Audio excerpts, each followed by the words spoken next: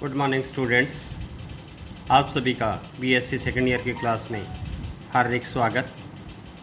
आज हम अध्ययन करेंगे इंटीग्रेटिंग फैक्टर, समाकलन गुणांक। यदि समीकरण M D x plus N D Y is equal to zero यथातथ न हो तो इसे यथातथ बनाया जा सकता है किसी एक्स वाई के फलन से गुणा करते हुए, और एक्स वाई के जिस फलन से आप गुणा करते हैं उसे हम कहते हैं समाकलन गुणांक। That is if any differential equation M D x plus N D Y is equal to zero is not an exact equation, then it can be made exact by multiplying by any function of x and y. Such multiplier is known as integrating factor. अब कई बार तो कुछ integrating factor by inspection method, निरीक्षण method से ही आप लिख सकते हैं। यानी कहने का मतलब कि जो इक्वेशन आपको दे रखी है उसे अगर आप किसी फंक्शन के डिफरेंशियल के रूप में व्यक्त कर दें तो उसका सीधा इंटीग्रेशन किया जा सकता है। जैसे मैं एग्जांपल बताता हूँ कि अगर आपके पास है equation X D x plus X D Y plus Y D x, तो it can be express as differential of X Y, क्योंकि x को first function as it is, second का differential D Y plus Y as it is, x का differential D x. तो अगर x D Y plus Y D X है और तो उसे आप लिख सकते हैं डिफरेंशियल ऑफ एक्स वाई, और डिफरेंशियल ऑफ एक्स वाई को अगर इंटीग्रेट करेंगे तो वो क्या बन जाएगा, एक्स वाई। डी एक्स का x होता है, डी ऑफ एक्स वाई का एक्स वाई। इसी प्रकार से अगर आपके पास X D Y minus Y D x upon x square हो तो इसे आप लिख सकते हैं differential of Y upon X, क्योंकि y अपॉन एक्स अगर आप कोशेंट रूल लगाए, डिनोमिनेटर का स्क्वायर एक्स स्क्वायर और उसके बाद न्यूमरेटर में denominator x as it is, y का differential D Y minus y as it is, x का डिफरेंशियल डी एक्स। तो x D Y minus Y D x upon x square को आप लिख सकते हैं differential of y upon x. इसी प्रकार से y d x minus x D Y upon y square हो तो उसे आप differential of x upon y लिख सकते हैं। अगर आपके पास X D Y minus Y D x upon x square plus Y square हो तो इसे आप लिख सकते हैं differential of tan inverse Y upon X, क्योंकि tan inverse Y upon X का क्या आ जाएगा, one upon one plus Y upon X का स्क्वायर, और उसके बाद differential of Y upon X. तो इस पूरे को सॉल्व करोगे तो वो बन जाएगा X D Y minus Y D x upon x square plus Y square. इसी प्रकार से अगर आपके पास X D Y minus Y D x upon X Y हो तो it can be as written as differential of log Y upon X. और अगर आपके पास Y D x minus x D Y upon x square plus Y square हो, पहले क्या था X D Y minus Y D X, और इस बार क्या है Y D x minus x D Y upon x square plus Y square, तो it can be express as differential of tan inverse Y upon X. तो इस तरह के बहुत सारे रिजल्ट्स अपने बुक में दे रखे हैं, तो आप उनकी हेल्प से, और वैसे भी जब आप प्रैक्टिस करोगे तो अगर आप equation M D x plus N D y को किसी फंक्शन के डिफरेंशियल ऑफ एक्स वाई के फलन के लिखते हैं तो हम डायरेक्टली उसको इंटीग्रेट करते हुए रिज़ल्ट कैलकुलेट किया जा सकता है। लेकिन कई बार क्या होता है कि हमारे इंस्पेक्शन मेथड से अपने को नहीं पता चलता, तो हमने क्या करते हैं, there are some rules to find integrating factors. समाकलन गुणांक करने के कुछ नियम हैं, उनमें से मैं पहला नियम बताता हूं आपको कि अगर आपकी अवकल समीकरण M D x plus N D Y is equal to zero समघात हो, यानी कि m और n के जो पद हैं इन सभी की जो डिग्री है वो एक समान हो।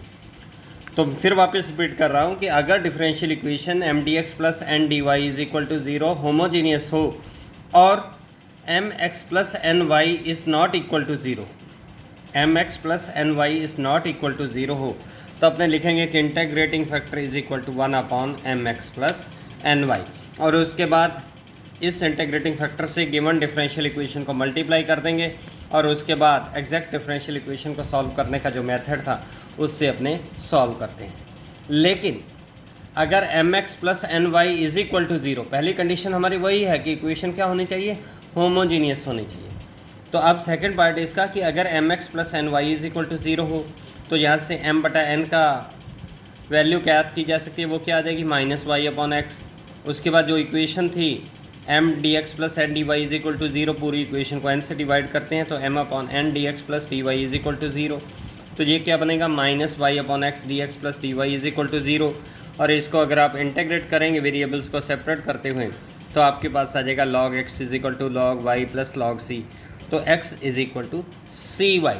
तो कहने का मतलब अगर इक्वेशन हमारी M D x plus N D Y is equal to zero homogeneous हो और M x plus N Y is equal to zero हो तो उसका हमेशा एक ही हल आएगा, X is equal to C Y, या आप उल्टा भी कह सकते हैं y is equal to c x, क्योंकि 1/c भी कांस्टेंट ही होता है। अब अगर M x plus N y zero नहीं है तो फिर कैसे सॉल्व करना है, इसकी एक एग्जांपल लेता हूँ मैं। मान लीजिए आपके पास इक्वेशन है x square Y minus 2xy square d x minus x cube minus 3x square y d Y is equal to zero. तो सबसे पहले आपने क्या देखना है कि इक्वेशन होमोजीनियस है कि नहीं है। तो देखिए x square y total degree कितनी होगी, 2 + 1 3। उसके बाद 2xy स्क्र कांस्टेंट की कोई नहीं है, x की 1 y की 2 टोटल 3। इसी तरीके से एक्स क्यूब वो भी 3, 3x स्क्र वाई वो भी 3 डिग्री। तो इक्वेशन क्या है हमारी, होमोजीनियस इक्वेशन है। तो होमोजीनियस इक्वेशन के लिए अपने क्या करेंगे, यहाँ m का मान है x square Y minus 2xy square, n का मान है minus x cube plus 3x square Y. तो आप ज्ञात करेंगे M x plus N Y. तो M x plus N Y को ज्ञात कीजिए, यानी कि m को x से मल्टीप्लाई कीजिए, n को y से मल्टीप्लाई कीजिए, तो आपके पास क्या आ जाता है एक्स स्क्र वाई स्क्र। तो x square Y square zero नहीं है तो इसलिए हमारा इंटीग्रेटिंग फैक्टर क्या हो गया, 1/mx प्लस एन वाई, यानी कि 1/x स्क्र वाई स्क्र। अब जो इक्वेशन फर्स्ट है उसे क्या कीजिए, पूरी इक्वेशन को 1/x स्क्र वाई स्क्र से मल्टीप्लाई कर दीजिए।